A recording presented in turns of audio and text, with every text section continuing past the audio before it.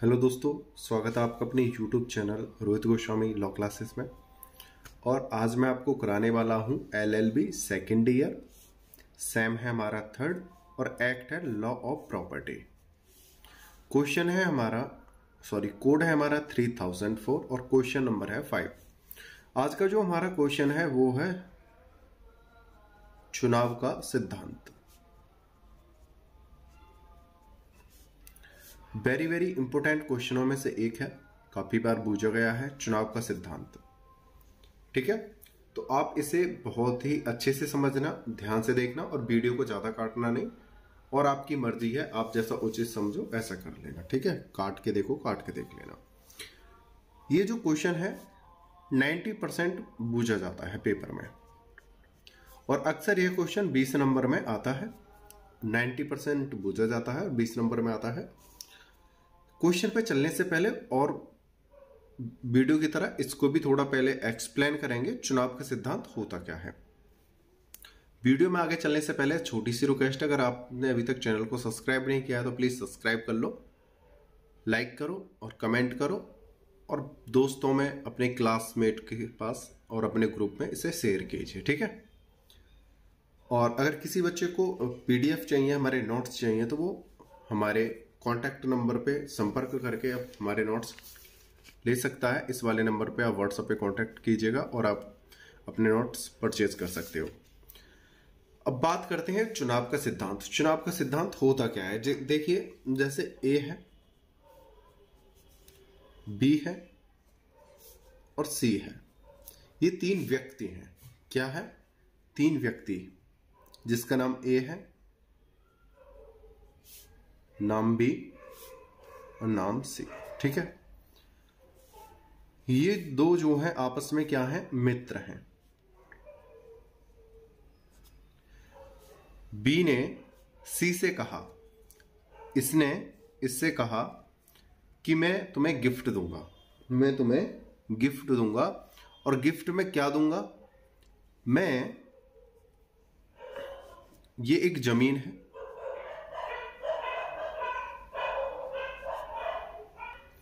ये एक जमीन है और ये जमीन है A की। सही है, किसकी है? A की। B ने C से कहा मैं तुम्हें एक गिफ्ट दूंगा। ठीक है, तीर इधर जा रहा है तो मतलब B ने इसको देने की बात कही है। B ने C से कहा मैं तुम्हें एक गिफ्ट दूंगा और गिफ्ट में क्या दूंगा? मैं तुम्हें A की जमीन गिफ्ट करूंगा। ठीक है, समझने के लिए बता रहा हूं, मैं तुम्हें A की जमीन गिफ्ट करूंगा। तो अब इसने क्या करा है? कॉन्ट्रैक्ट करा है। भाई इसके पास तो है नहीं जमीन, इसने क्या करा है? इससे वादा किया है या इसके मन में है। दो बात समझिए, एक तो इसने इससे वादा किया है कि मैं तुम्हें एक ही जमीन दूंगा, या इसने अपने मन में एक सुझाव बनाया, भाई हम जब किसी को गिफ्ट देने जाते हैं तो हम उस गिफ्ट को अपने अंदर छुपा के रखते हैं, शो नहीं करते हैं। और एक गिफ्ट होता है कोई हमसे डिमांड करके मांगता है। या इसने सोचा कि मैं C को एक की जो जमीन है उसे गिफ्ट करूंगा। ठीक है, तो अब यहां पे क्या होगा? ये जो B है, सबसे पहले तो ये इसकी जमीन खरीदेगा। सपोज करो A है, A की जमीन की कीमत मानो 10 लाख रुपए है। कितनी है? 10 लाख। अगर B इससे A से कहेगा कि मैं आपको 10 लाख रुपए देता हूं, आप मुझे अपनी जमीन दे दीजिए, तो क्या A सहमत हो पाएगा? बिल्कुल नहीं हो पाएगा। हो भी सकता है, नहीं भी हो सकता कि भाई 10 लाख की जमीन है, 10 ही लाख मिल रहे हैं, मुझे क्या फायदा हो रहा है, और इसे जरूरत है लेने की।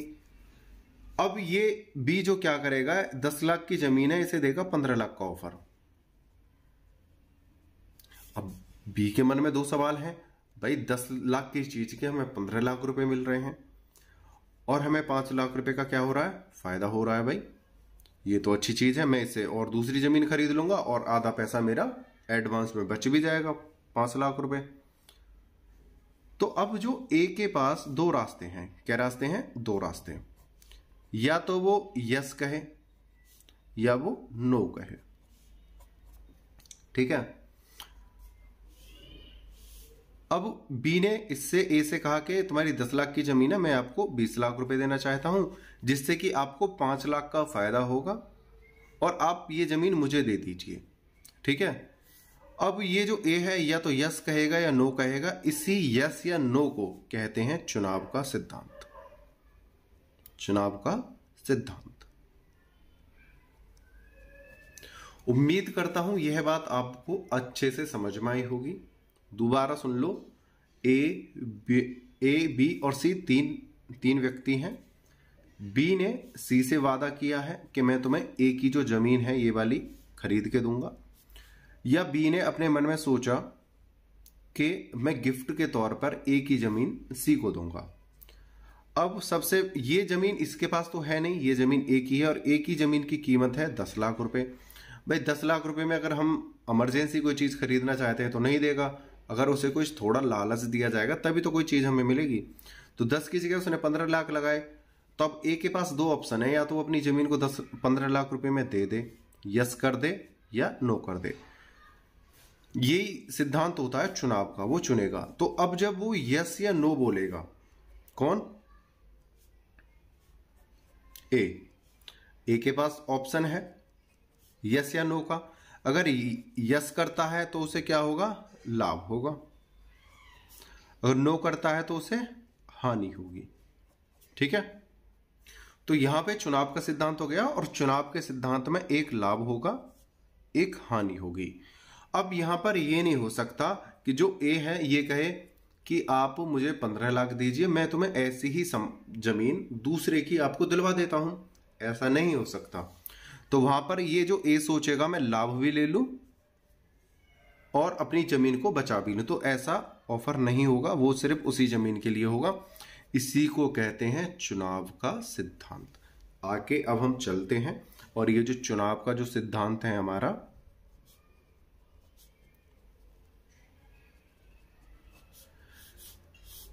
टीपीए की धारा यानी टीपीए के सेक्शन 35 के अंतर्गत है, ठीक है। ट्रांसफर ऑफ प्रॉपर्टी एक्ट के सेक्शन 35 अंतर्गत आता है। उम्मीद करता हूं यहां तक यह क्वेश्चन आपको अच्छे से समझ में आया होगा। इससे आगे के लिए अब वीडियो में चलते हैं। चुनाव का सिद्धांत। चुनाव के सिद्धांत को चयन का सिद्धांत भी कहा जा सकता है। जैसे चुनाव लिख रहा है, यहां पे हम चयन, सही है, ये भी कह सकते हैं चयन का सिद्धांत। चुनाव के सिद्धांत प्रकृति एवं विस्तार की समीक्षा कीजिए।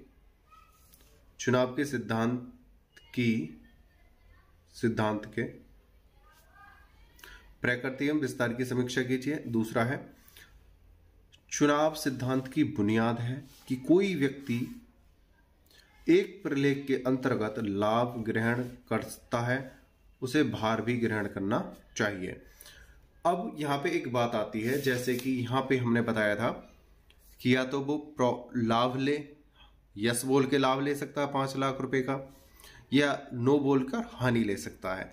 अब बात ये आती है कि ए जो है उसे एक बार लाभ लेने के बाद उसे और ज्यादा हानि हो सकती है आने वाले भविष्य में, या लाभ हो सकता है आने वाले भविष्य में। कि भाई एक तो ये होता है कि काश में उसे 15 लाख में बेच देता तो मुझे बहुत ज्यादा प्रॉफिट हो जाता।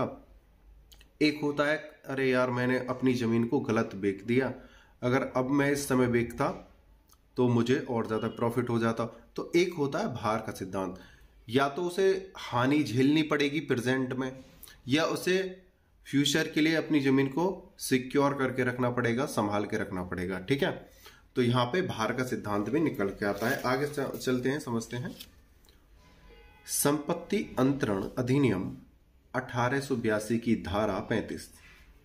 एग्जाम में सबसे ज्यादा जो नंबर हमारे आते हैं वो सेक्शंस पे आते हैं। जैसे आप सेक्शन लिखोगे तो आपके बहुत अच्छे नंबर आएंगे, ठीक है।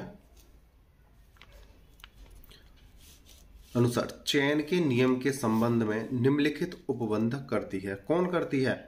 धारा 35 कुछ नियम उपबंध करती है। नंबर 1, जब कोई व्यक्ति ऐसी संपत्ति के अंतरण की संविदा करता है जो उसकी अपनी नहीं है, मतलब कोई व्यक्ति ऐसी संपत्ति को अंतरण यानी देने की संविदा करता है जो उसकी अपनी नहीं है। जैसे बी ने संविदा यानी कॉन्ट्रैक्ट कर लिया,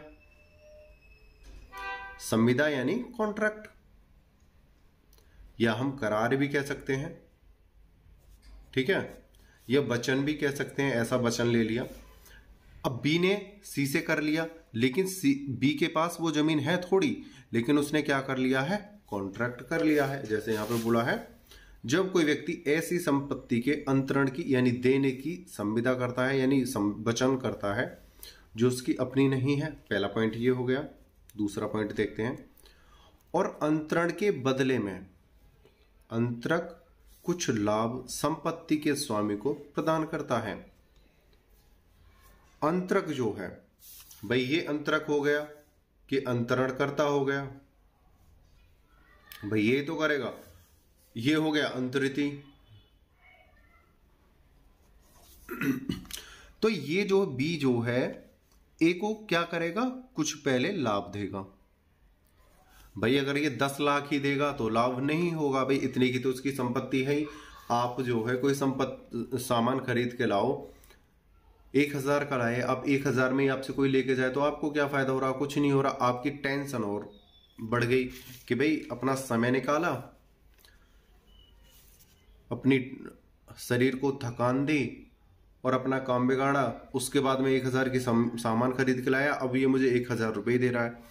अगर उस 1000 के आपको 1200, 1400, 1800 रुपये ऐसे मिले तो आप सोचोगे भाई कुछ तो चलो बेनिफिट हो रहा है, मैं एक बार और चला जाऊंगा, थोड़ा तो मुनाफा हो रहा तो दे दोगे।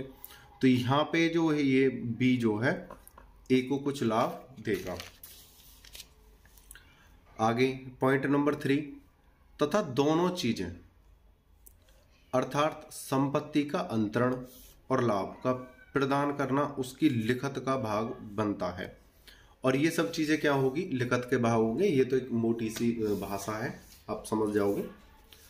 तब संपत्ति का स्वामी यह चयन करने के लिए बाध्य है कि वह लाभ लेगा और संपत्ति का अंतरण करेगा, या वह संपत्ति अपने पास रखेगा और लाभ को छोड़ देगा। तो यहाँ पे दोनों ही बात आ रही हैं। जो संपत्ति का स्वामी है, जिसको ऑफर दिया गया है 15 लाख का, या तो वो संपत्ति को ग्रहण करेगा तो 5 लाख का मुनाफा होगा, क्योंकि 10 लाख की जमीन थी, 15 लाख मिल रहे थे, और छोड़ेगा तो हानि होगी, ठीक है, कितने की, 5 लाख की। सही है। तो यहां पे जैसा ही बोला गया है, वह लाभ लेगा और संपत्ति का अंतरण करेगा, या वह संपत्ति अपने पास रखेगा और लाभ छोड़ देगा। लाभ छोड़ देगा या हानि प्राप्त कर लेगा, बात एक ही है, किसी तरीके से कह लो। अब इसका एक एग्जाम्पल भी दे रखा है, उसे समझते हैं। सुल्तानपुर का फार्म, यानी सुल्तानपुर की एक जमीन है, ये फार्म यानी एक जमीन है, गै की संपत्ति है, ठीक है। गै की क्या है, संपत्ति, गै नाम की एक क्या है, जमीन है, जिसका मूल्य 800 रुपये है। इसका जो मूल्य है वो है 800 रुपये। कै उसे दान रूपी संलेख द्वारा, ये किसकी जमीन है, सुल्तानपुर की है, इसे सै मान लो, सै की जमीन है। कै इस जमीन को खरीद कर किसे देने वाला है, कै को देने वाला है। कै उसे दान रूपी संलेख द्वारा, यानी संलेख यानी लिखित दस्तावेजों द्वारा या अपने अनुसार कै को देने की योजना करता है, तथा उसी योजना द्वारा गै को 1000 रुपये का फायदा करता है। यानी गै का जो फार्म है ये वाला, या सै मान लो, गै मान लो, कुछ भी मान लो, 800 की जमीन है, 1000 रुपये देने का वादा करता है। अब गै के पास 2 ऑप्शन है, या तो वो 200 रुपये का क्या ले, लाभ ले। भाई 800 की जमीन है, 1000 रुपये मिल रहे हैं, मेरी अलग ही दुनिया चल रही है। लिख मैं नीचे रहा हूं और ऊपर कुछ दिखाई नहीं दे रहा है आपको। यानी गै है नाम का एक फार्म है, कै ने कहा है कैसे कि मैं आपकी जमीन, मतलब आपको मैं जमीन जो है गिफ्ट करूंगा, ये जो फार्म है। और अब ये गया गै के पास कि आपका जो फार्म है 800 रुपये का है, मैं आपको 1000 रुपये देने वाला हूं, आप मुझे ये फार्म दे दीजिए। अब गै के पास 2 ऑप्शन है, या तो वो 200 रुपये का लाभ ले, और अपने फार्म को कै को दे दे, कै उस फार्म को फिर गै को गिफ्ट कर देगा, या वो इससे क्या कर दे, मना कर दे। तो इसी चीज को कहते हैं चुनाव का सिद्धांत। अब से पहले बता चुका हूं। देखिए, कुछ स्टूडेंट कहते हैं कि सर एक बात को आप 2 या 3 4 बार बताते हो। एक बात बोलूं आपको, जब इन क्वेश्चनों को सेट करते हैं ना, दिमाग की बत्ती ना हिल जाती है, ठीक है। इतना प्रेशर पड़ता है माइंड पे, बस आप बूझो नहीं। बहुत ज्यादा टिपिकल क्वेश्चन है ये, लेकिन इनको मैं आसान तरीके से आपके पास जब पेश करता हूं तो आपको फिर ये ना हलवा लगने लगता है। आप कहते हो कमेंट में कि सर एक बात को आप बार बार रिपीट करते हो। मैं इसलिए करता हूं कि जो समस्याओं का सामना मैंने किया है, भाई मेरे लिए तो कोई गुरु नहीं था ऐसा जो मुझे क्वेश्चन बना बना के दे या मुझे इस प्रकार की वीडियो बना बना के दे।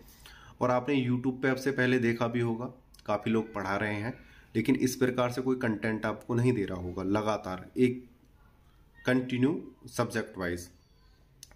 तो मेरे समय ऐसा नहीं था। तो मैं चाहता हूं कि मेरे जो भाई हैं, मेरे दोस्त हैं, मेरे से बड़े बड़े मेरे दोस्त, मेरी सिस्टर्स हैं,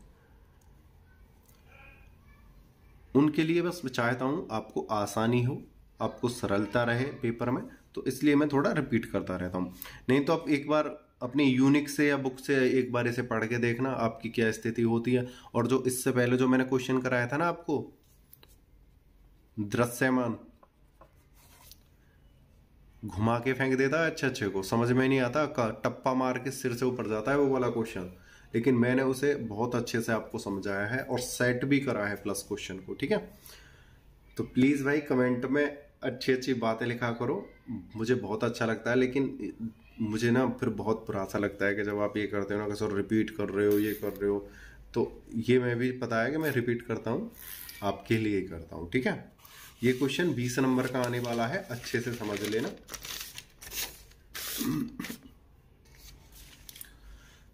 अब देखो, ये चीज तो मैं आपको पहले ही बता चुका हूं।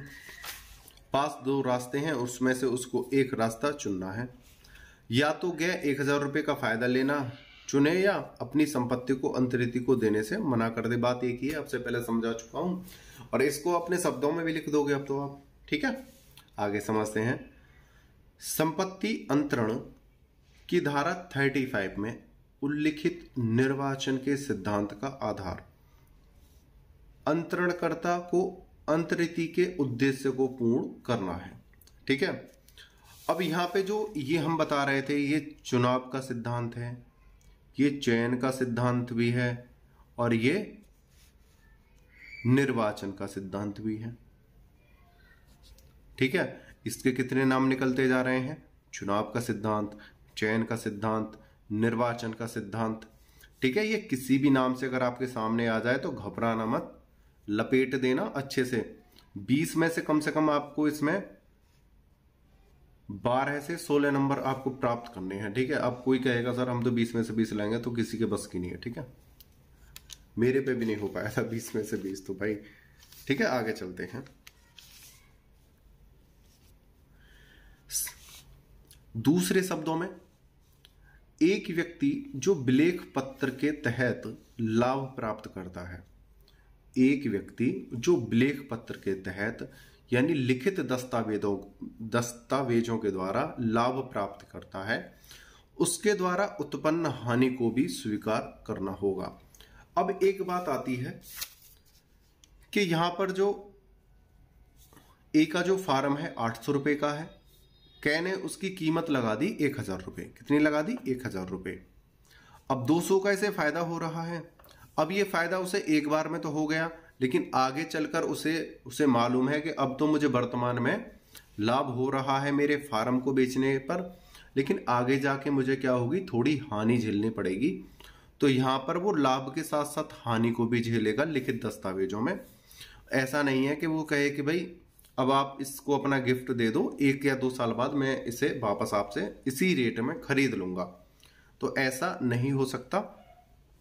यहां पर अगर गै जो है अपने फार्म के लिए लाभ लेता है, तो आने वाले भविष्य का जो हानि है या वर्तमान की जो हानि है या अन्य किसी तरीके की उसे कोई हानि होती है, तो वो भी इसे झेलनी पड़ेगी।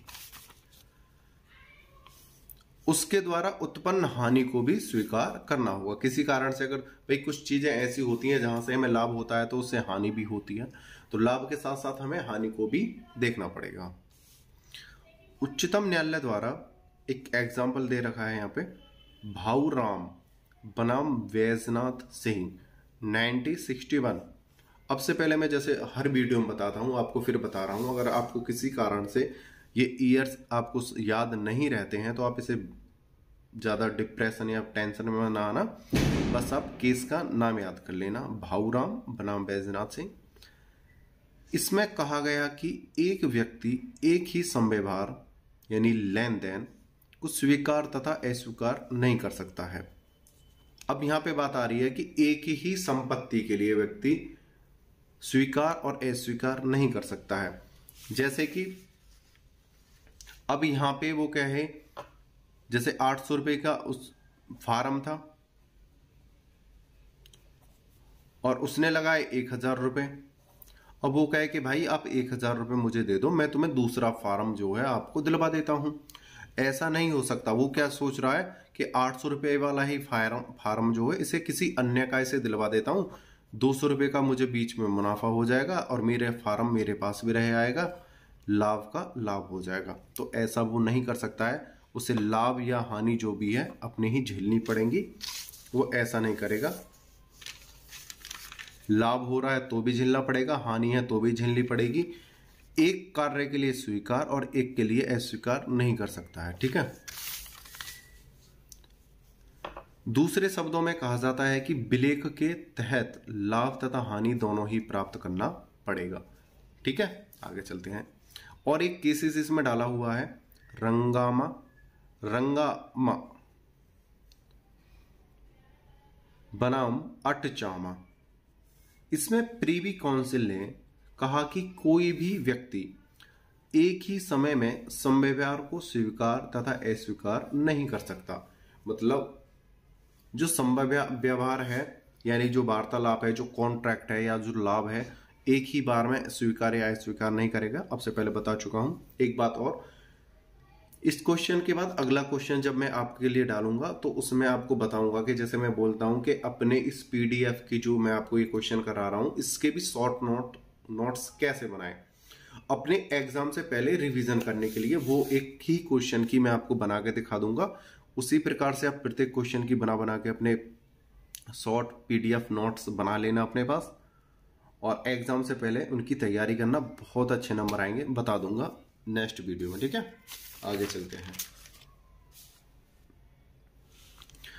निर्वाचन के सिद्धांत आधार। निर्वाचन के सिद्धांत के दो आधार हैं। क्वेश्चन आ जाता है निर्वाचन के सिद्धांत के कितने आधार हैं, तो आप लिख देना 2 सिद्धांत हैं।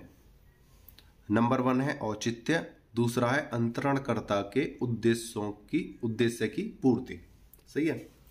औचित्य, यदि कोई व्यक्ति किसी प्रलेख द्वारा यानी लिखित दस्तावेजों द्वारा कोई लाभ प्राप्त करता है तो उसे प्रलेख में दिए सभी भार को वहन करना चाहिए, क्योंकि कोई व्यक्ति एक ही दस्तावेज में स्वीकार या अस्वीकार नहीं कर सकता। जैसा कि अब से पहले बता चुका हूं कि एक दस्तावेज में जो लिखित प्रलेख हैं उसमें एक व्यक्ति लाभ और हानि दोनों को ही स्वीकार करेगा। वो ये नहीं है कि लाभ को स्वीकार कर ले और अन्य चीज को अस्वीकार कर ले। ठीक है। अब जैसे यहां पे है, इसे 200 रुपए का लाभ हो रहा था। अब इसने क्या कहा, मैं अपना फार्म तो नहीं दूंगा, अस्वीकार कर दिया, लेकिन हाँ आप मुझे लाभ दीजिए 200 रुपए का एक्स्ट्रा, मैं आपको 800 रुपए वाला ही फार्म आपको चेप दूंगा। तो भाई यहां पे तो ये गलत हो गया। तो यहां पे क्या है, लाभ का लाभ हो रहा है, यहां पे क्या हो गया, लाभ स्वीकार हो गया, वो अस्वीकार हो गया, और यहां पे क्या हो गया, स्वीकार हो गया। एक तरफ तो हमारा लॉ ये कह रहा है कि आप अस्वीकार और स्वीकार दोनों एक साथ नहीं कर सकते हो, लेकिन हाँ अपनी ही संपत्ति पर जिसके लिए बी ने आपको बोला है या के ने आपके लिए बोला है, उस पर लाभ हो या हानि अपनी जमीन की बताइए, वो आपको भार झेलना पड़ेगा। ये नहीं कि किसी अन्य की आप चुपका दो 800 रुपए की जमीन उसको। ठीक है, वहां अस्वीकार और स्वीकार दोनों हो जाएगा, लेकिन यहां आपको लाभ और हानि अपनी ही जमीन की झेलनी पड़ेगी आपको। ठीक है। अंतरणकर्ता के उद्देश्य की पूर्ति। जिस उद्देश्य के लिए संपत्ति का अंतरण किया जाए वह पूरा हो जाना चाहिए। भाई जिसके लिए, जिस उद्देश्य से संपत्ति का जो अंतरण हो रहा है उस उद्देश्य का क्या हो जाना चाहिए, पूरा हो जाना चाहिए। चुनाव का सिद्धांत लागू होने के लिए निम्नलिखित शर्तों का होना आवश्यक है। ठीक है। अब बात आती है यहां पे चुनाव के सिद्धांत की प्रमुख शर्तों का वर्णन कीजिए, या चुनाव के सिद्धांत की कौन कौन सी प्रमुख शर्तें हैं उसके बारे में बताइए। यहां से आपका 10 नंबर का क्वेश्चन बहुत अच्छे से बन जाता है। अब इनको अच्छे से देखेंगे, आगे देखते हैं। चुनाव का सिद्धांत लागू होने के लिए निम्नलिखित शर्तों का होना आवश्यक है। नंबर 1 हमने पढ़ी ली है, जिस संपत्ति का स्वतंत्र रूप से अंतरण किया जाना हो उसमें निर्वाचन का स्वामित्व हित होना चाहिए। अब देखो, निर्वाचन का स्वामित्व हित होना चाहिए, यहां पे क्या बोला गया है, जिस संपत्ति के लिए हम संविदा कर रहे हैं। अब जैसे ए है, बी है और सी है, जमीन है ए की, इसने इससे कहा कि मैं तुम्हें जमीन लेके दूंगा। अब ये आया इसके पास कि भाई मुझे जमीन दे दो, मैं इस जमीन को किसे देने वाला हूं, सी को देने वाला हूं।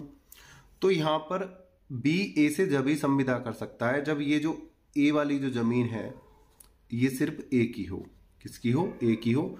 ये तभी, यानी ए के पास इसका क्या हो, स्वामित्व हो, तभी ये इसको दे सकता है, यानी अंतरण कर सकता है। अगर वो जमीन उसकी नहीं है तो वो नहीं कर सकता।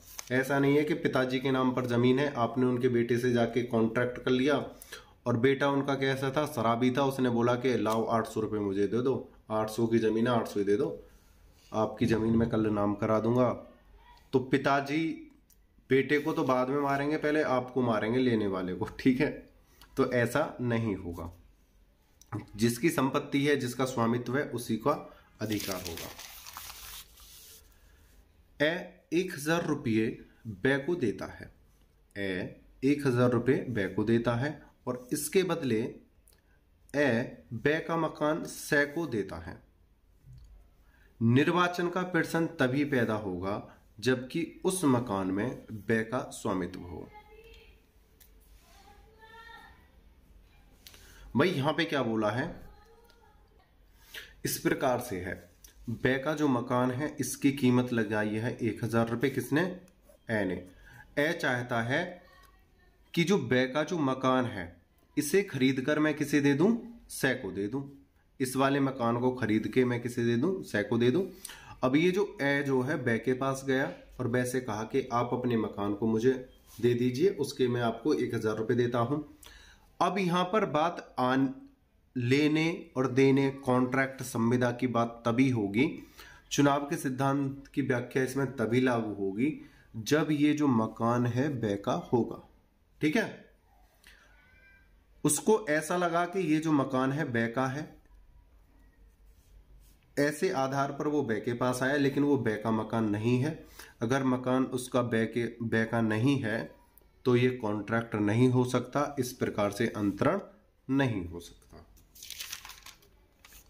निर्वाचन यानी चुनाव का सिद्धांत यस या नो का उठता ही नहीं है। अगर उस घर में कोई किराएदार रह रहा है, उसने सोचा यही मालिक है, इस वाले घर में कोई किराएदार रह रहा था, ये आया उस किराएदार से पूछा कि भाई इस मकान को बेचोगे, तो वो चुनाव का सिद्धांत यस या नो का तब ही कर सकता है ना जब उसका वो मकान होगा। तो ये कहेगा कि भाई ये मेरा नहीं है, आप मालिक के पास आइए। ठीक है। ये यस या नो नहीं कर सकता, चुनाव का सिद्धांत नहीं उत्पन्न हो सकता। पहला पॉइंट हो गया। दूसरा देखते हैं, स्वतंत्र यानी अनाधिकृत यानी अधिकार से बाहर। स्वतंत्र संपत्ति का अंतरण होना चाहिए जो किसी के अधिकार में ना हो। जैसे कोई संपत्ति है, उस पर कानूनी कार्रवाई चल रही है, या वो किसी दिवालिया की जमीन है, या वो किसी जब्ती की जमीन है, या वो किसी के लोन की जमीन है, किसी ने उस पर लोन ले रखा है, ठीक है, इस प्रकार की जमीनों का अंतरण नहीं हो सकता। जमीन कैसी होनी चाहिए? स्वतंत्र प्रकार की जमीन होनी चाहिए, ठीक है। अंतरणकर्ता किसी अन्य व्यक्ति को संपत्ति का अंतरण करे जिसे अंतरण करने का वह अधिकारी न हो। देखो इस लाइन को अच्छे से समझना है। जो अंतरण करता है, अंतरणकर्ता कौन है? ये रहे बाबूजी, इन्होंने क्या कर लिया? संविदा कर ली है कि मैं तुम्हें जमीन लेके दूंगा। अंतरणकर्ता किसी अन्य व्यक्ति को संपत्ति का अंतरण करे, अन्य व्यक्ति ये हो गया, जिसे अंतरण करने का वह अधिकारी न हो। ये अंतरणकर्ता बन गए, इन्होंने कसम खा ली मैं आपको मकान लेके दूंगा। इससे क्या कर ली? जवान कर ली। लेकिन इसने जवान तो कर ली, लेकिन ये अधिकारी नहीं है इस मकान को देने का, जब तक ये इसको खरीदना ले या इसके अंडर में नहीं आ जाए, ठीक है। तो इसी चीज को कहा गया है अंतरणकर्ता किसी अन्य व्यक्ति को संपत्ति का अंतरण करे। अंतरणकर्ता किसी अन्य व्यक्ति को संपत्ति का अंतरण जब भी कर सकता है जब उसके अधिकार में हो, जिसे अंतरण करने का वह अधिकारी न हो। ऐसी संपत्ति को अंतरण नहीं कर सकता जो उसके अधिकार में नहीं है। तीसरा, संपत्ति कैसी होनी चाहिए? स्वतंत्र हो, यानी जैसे ये बै के कब्जे में है ऐसे कब्जे में ना होनी चाहिए, उसके पास ही होनी चाहिए। स्वतंत्र यानी किसी के अधिकार में ना हो, स्वतंत्र प्रकार की जमीन हो। वही समव्यवहार होना चाहिए। अनाधिकृत और अधिकृत एक ही दस्तावेज के दो भाग होने चाहिए।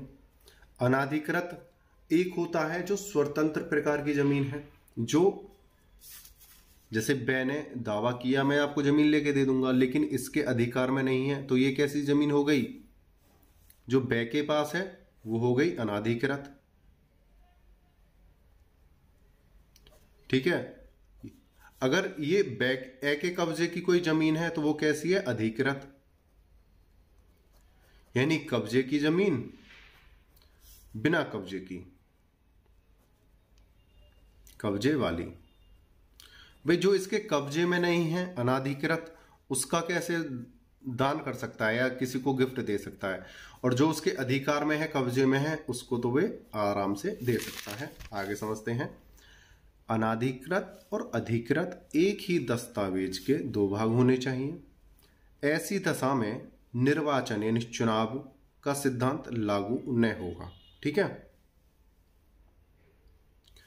यदि संपत्ति के दोनों अंतरण अलग अलग दस्तावेज द्वारा किए जाते हैं तो इसमें अधिकृत संपत्ति का अंतरण तथा वैध होगा, किंतु अनाधिकृत संपत्ति का अंतरण शून्य होगा। तो यहां पर क्या बात कही गई है? एक संपत्ति है, मतलब एक तो है अनाधिकृत संपत्ति और एक है अधिकृत संपत्ति। अगर अनाधिकृत संपत्ति को, जो उसके कब्जे में नहीं है, जो अनाधिकृत है, स्वतंत्र है, उसको, उस संपत्ति को अगर सै को दे देता है तो वो क्या होगी? शून्य होगी, बेकार होगी। क्या होगी? बेकार होगी। और अधिकृत संपत्ति को दे देता है तो वो क्या होगी? सही होगी, यानी क्या होगी? वैध होगी, मान्य होगी। ऐसा ही यहां पे कहा गया है। ऐसी दशा में निर्वाचन का सिद्धांत लागू ना होगा जो एक अनाधिकृत और अधिकृत हो, यदि संपत्ति के दोनों अंतरण अलग अलग दस्तावेज द्वारा किए जाते हैं। तो इसमें अधिकृत संपत्ति का अंतरण तो वैध होगा, अधिकृत जो कब्जे वाली है अगर उसे दे रहा है तो वो सही है, किंतु अनाधिकृत संपत्ति का अंतरण शून्य होगा। अब कहोगे सर आप एक ही बात को रिपीट कर करके समझा रहे हो। मेरा उद्देश्य सिर्फ आपके दिमाग में डालना है, आपको अच्छे से समझाना है, ठीक है। अगर इरिटेट हो रहे हो तो स्किप करके आगे जा सकते हो। पॉइंट नंबर 4 आ जाता है, संपत्ति के स्वामी को प्रत्यक्ष लाभ दिया जाना चाहिए। जो संपत्ति का जो स्वामी है उसे कुछ लाभ दिया जाना चाहिए। इस सिद्धांत द्वारा संपत्ति के वास्तविक स्वामी को लाभ देकर चुनाव के लिए प्रेरित किया जाता है। जैसा कि अब से पहले मैं बता चुका हूं, लाभ देकर उसे क्या किया जाता है? प्रेरित किया जाता है। नंबर 5 देखते हैं। अंतरणकर्ता का विश्वास। निर्वाचन सिद्धांत के प्रयोग में अंतरणकर्ता का अनाधिकृत रूप से अंतरण को जाने वाली संपत्ति के स्वामी में विश्वास हो या न हो, परंतु चुनाव का सिद्धांत प्रत्येक स्थिति में लागू होगा यदि लाभ और हानि दोनों उसी व्यक्ति पर आ रही हों। जैसा कि अब से पहले काफी बार बता चुका हूं, यही पॉइंट यहां पर है, विश्वास वाला अंतरणकर्ता के अंतर्गत। आगे चलते हैं और समझते हैं। स्तर की भिन्नता। जब किसी व्यक्ति को कोई लाभ एक स्तर में तथा हानि दूसरे स्तर में प्राप्त होती है तो ऐसी अवस्था में निर्वाचन का सिद्धांत लागू नहीं होता। इस प्रकार यह सिद्धांत तभी लागू होता है जब व्यक्ति को लाभ और हानि एक ही स्तर में प्राप्त हो, अन्यथा नहीं। देखिए यहां पे क्या बोला है, लाभ एक स्तर में तथा हानि दूसरे स्तर में। यानी कि लाभ प्राप्त करना चाहता है तो वो सोच रहा है कि 800 रुपए की संपत्ति मैं किसी और की दिलवा दूं। अगर हानि की बात आती है वो सोच रहा है कि 1000 रुपए लेकर 200 रुपए का मुनाफा लेकर मैं खुद हानि झेल लेता हूं। वर्तमान में तो मुझे लाभ है लेकिन भविष्य में हानि है। तो ये कैसे हो गए, दो स्तर हो गए, प्रथम लाभ का और दूसरा हानि का। लेकिन इसमें क्या कहा गया है, यह सिद्धांत तभी लागू होता है जब व्यक्ति को लाभ और हानि एक ही स्तर में प्राप्त हो, अन्यथा नहीं। यह चुनाव का सिद्धांत कब लागू होगा कि एक मतलब कै, खे और कै इसकी संपत्ति है, ये अपनी ही संपत्ति पे 800 की जमीन को चाहे वो 1000 में दे या 10,000 में, उसे लाभ या हानि हो या लाभ हो वो अपनी ही संपत्ति पर हो। ऐसा तो है नहीं कि उस लाभ, जैसे इसकी संपत्ति 800 की, ये सोचे कि मैं खे को कोई अन्य प्लॉट दिलवा दूं और मेरा प्लॉट यहां बचा रहेगा और जो एक्स्ट्रा ऊपर की कमाई है वो अपने पास रख लूं। नहीं, लाभ या हानि जो भी होनी है एक ही स्तर पर होनी है। ये नहीं है अपने स्तर पे तो मैं लाभ ले लूं और हानि ले लूं कि भाई मैं नहीं बेच रहा, सिर्फ 200 रुपए की बात है, इससे कोई फायदा नहीं है, यहां तो मैं 200 का हानि ले लूं और किसी और का प्लॉट बिकवा के मैं लाभ ले लूं। तो ऐसा नहीं, एक ही स्तर में हानि और लाभ होने चाहिए, ना कि दो स्तर पे। निर्वाचन के सिद्धांत का विस्तार और स्वरूप। सेक्शन 35 के सिद्धांत के अनुसार एक सी तीसरे की संपत्ति को किसी प्रलेख द्वारा, प्रलेख होता है दस्तावेज जो हम लिखित दस्तावेज करते हैं, दूसरे व्यक्ति व्यय को अंतरित करता है तथा ए उसी प्रलेख के जरिए व्यय की संपत्ति से को अंतरित करता है। तो ऐसी अवस्था में व्यय को प्रलेख के अंतर्गत लाभ और हानि दोनों ही स्वीकार करने होंगे। इस डायग्राम के द्वारा ये जो हमने यहाँ पे लिखा हुआ है, इसके द्वारा जो अभी हमने ये रीड जो करा था यहां से लेके यहां तक, इसको अच्छे से समझते हैं। ठीक है, क्या कह रहा है, 4 व्यक्ति हैं। क्या व्यक्ति हैं? 4। नाम ए और यहां पे नाम ए, नाम बे और नाम से। देखो थोड़े ध्यान से समझने की बात है, एक बार में ही उम्मीद करता हूं समझ में आ जाएगा आपके और बहुत अच्छे से समझ में आएगा। ठीक है, ये क्या है, एक बिचौलिया है, मीडिएटर जिसे बोलते हैं। ठीक है, क्या है, मीडिएटर, बिचौलिया। इसने ए से ये जो ए की ये जमीन है, बी की ये जमीन है। ठीक है, 4 व्यक्ति हैं, 1 2 3 4। ठीक है, ए इसके पास गया, इसकी जमीन को क्या करा, खरीदा। ए के पास गया, इसकी जमीन को खरीदा और किसको दे दिया, बी को दे दिया। ये जमीन यहां से किसके पास चली गई, बे के पास चली गई। तो यहां पर किसका कब्जा हो गया, बे का कब्जा हो गया। अब क्या करता है,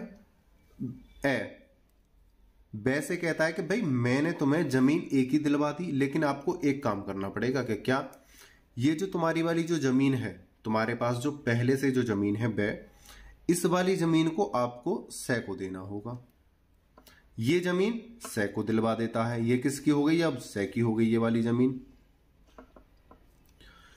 तो यहां पे कहा गया है कि जब कोई मिडिएटर यानी कोई अंतरणकर्ता जो बीच का होता है, वो जिसको दान दे रहा है किसी और से लेकर उसे दान दे, और जिसको दान दिया गया है उसकी पहली वाली संपत्ति को किसी अन्य व्यक्ति को दान करवाए या दिलवाए।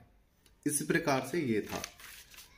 ए किसी तीसरे की संपत्ति को किसी प्रलेख द्वारा व्यक्ति ब को अंतरित करता है। ए किसी अन्य की संपत्ति को ब को प्रलेख करता है, प्रलेख यानी दस्तावेजों के द्वारा देता है। ए किसी अन्य की संपत्ति को, ये अन्य हो गया, किसे देता है? ब को देता है। ठीक है, यहां पे ब को दे दिया। तथा ए उसी प्रलेख यानी उसी दस्तावेज के जरिए ब की संपत्ति उसी प्रकार से उसी लेख द्वारा ब की संपत्ति से को अंतरित करता है। क्या करता है? से को अंतरित करता है। ब की संपत्ति क्या करता है? से को अंतरित करता है। तो ऐसी अवस्था में ब को प्रलेख के अंतर्गत लाभ और हानि दोनों ही स्वीकार करने होंगे। अब एक बात बताओ, एक जगह तो ब को क्या मिली है? ये वाली जमीन मिल गई, तो यहां पर क्या हुआ? इसे लाभ हुआ। भाई ये इसे दान में या गिफ्ट में मिल गई, ये बड़ा खुश हो गया। ब यहां पे क्या हो गया? खुश हो गया। लेकिन ए ने बोला कि भाई मैं तुम्हें दान तो दे रहा हूं, लेकिन ये जो आपकी ये वाली जो जमीन है, आप इसको मेरे कहने से को दे दो।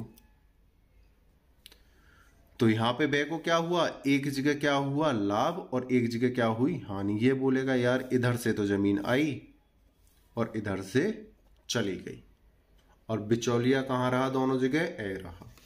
इस प्रकार से ये कहा गया है कि लाभ और हानि इसे दोनों ही झेलनी पड़ेंगी, और ये ही क्या है? चुनाव का सिद्धांत। भाई इसने चुनाव करा लाभ लेने का कि भाई मैं तुम्हारी संपत्ति, आप मुझे जो गिफ्ट दे रहे हो मैं उसे ले रहा हूं। चुनाव कर लिया, लाभ का चुनाव तो कर लिया, लेकिन हानि का भी तो चुनाव इसी को झेलना पड़ेगा। अब आगे देखते हैं। ब को प्रलेख के प्रथम भाग द्वारा लाभ तथा दूसरे भाग द्वारा हानि होगी। इस भाग द्वारा क्या हो रहा है? लाभ हो रहा है, और इस भाग द्वारा क्या हो रही है? हानि हो रही है। ऐसी अवस्था में ब को दो विकल्प प्राप्त होंगे। प्रथम विकल्प, ए का प्रस्ताव पूर्ण रूप से स्वीकार करे। दूसरा विकल्प, वह ए का प्रस्ताव पूर्ण रूप से अस्वीकार करे। या तो वो ये कह दे कि भाई मेरे पास जो संपत्ति है मैं उसी में खुश हूं, ना तो मैं देना चाहता और ना मैं लेना चाहता। मैं दोनों जगह से, यहां से जो आ रही है यहां से भी कट कर रहा हूं, और यहां जो तुम दिलाना चाह रहे हो मैं यहां से भी कट कर रहा हूं। ठीक है, मुझे नहीं चाहिए और ना मुझे देना, मैं यहीं पर खुश हूं। अगर वो इस वाली संपत्ति को लेता है, लाभ लेता है, तो हानि भी उसे झेलनी पड़ेगी इसको देकर। ठीक है, यदि ब ए के प्रस्ताव को स्वीकार करता है, यदि ब, ये जो ब ए के प्रस्ताव को स्वीकार करता है, तो उसे प्रलेख के दोनों भाग स्वीकार होंगे, जिसके फलस्वरूप ए की संपत्ति ब को तथा ब की संपत्ति से को अंतरित हो जाएगी। ठीक है, ए की संपत्ति ब को, ए की संपत्ति ब को और ब की संपत्ति से को। भाई ए की संपत्ति इसमें क्यों बोला गया है? भाई ये तो खरीदेगा ना, ए ऐसे खरीद कर तभी तो देगा इसे, तो ये ए की संपत्ति हो जाएगी ये वाली, इसे ये यहां दे देगा और यहां इसकी संपत्ति इसे दिलवा देगा, यानी जेड बन जाएगी। ऐसे करके ए से लिया किसने? बे ने किसे दे दिया? सॉरी, ए से लिया बी ने, और बी ने किसे दे दिया? सी को। अब सी की जो पहली संपत्ति है इसको किसे दिलवा दिया? डी को। इस प्रकार से यदि बे ए के प्रस्ताव को अस्वीकार करता है, तो इसका परिणाम यह होगा कि ए की संपत्ति ए के पास तथा ब की संपत्ति ब के पास रह जाएगी। अगर ये मना कर देते हैं इसकी संपत्ति इसके पास रह जाएगी अगर खरीद भी लेता है तो, नहीं तो ये इसी के पास रहेगी। भाई जब ये खरीदे लेगा ही नहीं, अस्वीकार कर देगा तो ये खरीदेगा ही नहीं, अगर खरीद भी लेगा तो ये ए के ही पास रखी रहेगी। भाई अगर हम किसी के नाम से कोई गिफ्ट लेते हैं और गिफ्ट लेने से वो इनकार कर देता है तो वो गिफ्ट हमारे पास ही तो रहेगा। ये क्या हो गए हम, या इसे ये लगे कि पहले इससे बूझ लूं गिफ्ट लेगा या ना लेगा, तो आप उसकी दुकान पे जाओगे ही नहीं। ये क्या हो गई, दुकान समझ लो। ठीक है, ऐसे इसमें वह छठी अंतरिति और सै निराश अंतरिति, सॉरी ये हटी है यानी गुस्से वाला व्यक्ति। इसमें वह हटी जो किसी का कहना नहीं मानता, वह हटी अंतरिति और सै निराश अंतरिति कहलाएगा, जिन्हें निम्न प्रकार मुआवजा प्राप्त होगा। अंतरणकर्ता की मृत्यु हो जाने पर उत्तराधिकारियों का दायित्व है कि सै निराश अंतरिति को मुआवजा दे। नंबर 2, अंतरणकर्ता पागल या दिवालिया होने के कारण नया अंतरण करने में असमर्थ हो तो उसके प्रतिनिधियों द्वारा निराश अंतरितियों को मुआवजा देना होगा। नंबर 3, मुआवजे की धनराशि वह हटी अंतरिति को दी जाने वाली संपत्ति के मूल्य के बराबर होगी। एक बात और समझ लीजिए, एक आपकी टेंशन को थोड़ा कम कर देता हूं। पॉइंट नंबर 1, 2 और पॉइंट नंबर 3 आपको ये पेपर में नहीं लिखने हैं और ना ही आपको याद करना है। ये सिर्फ मैंने आपको समझाने के लिए लिखा था। आप सिर्फ अपना क्वेश्चन यहीं पे क्या कर दोगे, समाप्त कर दोगे। आपको बहुत अच्छे नंबर मिलेंगे, टनाटन वाले। उम्मीद करता हूँ यह क्वेश्चन आपको अच्छे से समझ में आया होगा। बस आपसे मेरी एक छोटी सी रिक्वेस्ट है, भाई सब्सक्राइब इतने कम कर रहे हो, बहुत दुख लगता है। मैं इतनी मेहनत करता हूँ आपके लिए, प्लीज़ सब्सक्राइब कीजिए ज़्यादा से ज़्यादा। ठीक है, आपने वीडियो को अंत तक देखा, मुझे अच्छे से सुना, उसके लिए धन्यवाद। टेक केयर, बाय बाय, जय हिंद, जय भारत।